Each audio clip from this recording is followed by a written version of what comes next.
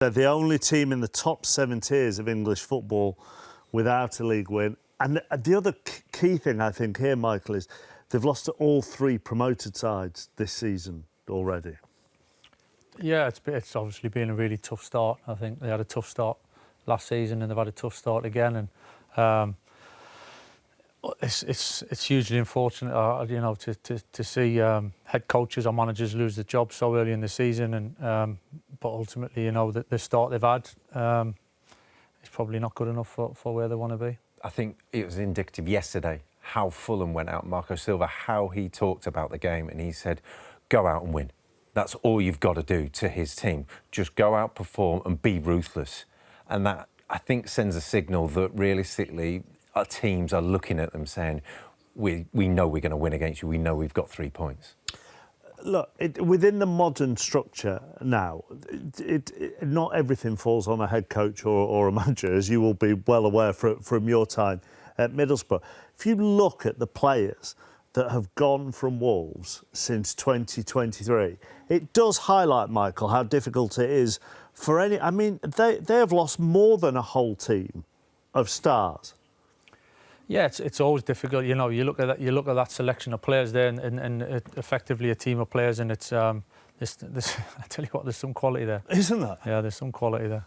It's incredible, the drip effect of it. That you're replacing players who aren't established Premier League players, who haven't got that quality, and the fans aren't stupid. There, they've been calling for the board for a lot longer than Periera. So it's something that's obviously clear, and it's clear and obvious to everyone who's been around Wolves, looking at Wolves, to say this has been coming for years in the making.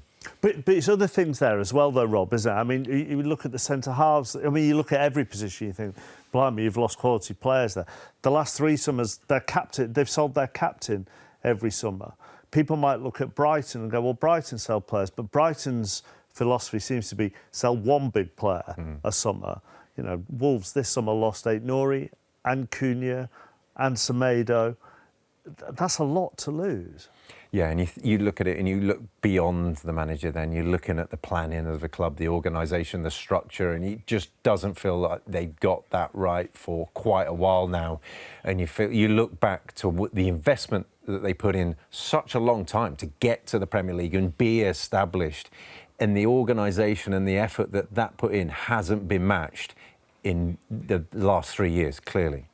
Right, here's the difficult bit, because obviously you're being linked with it. I'm not going to ask you direct, because you're obviously not going to give me an answer one way or the other.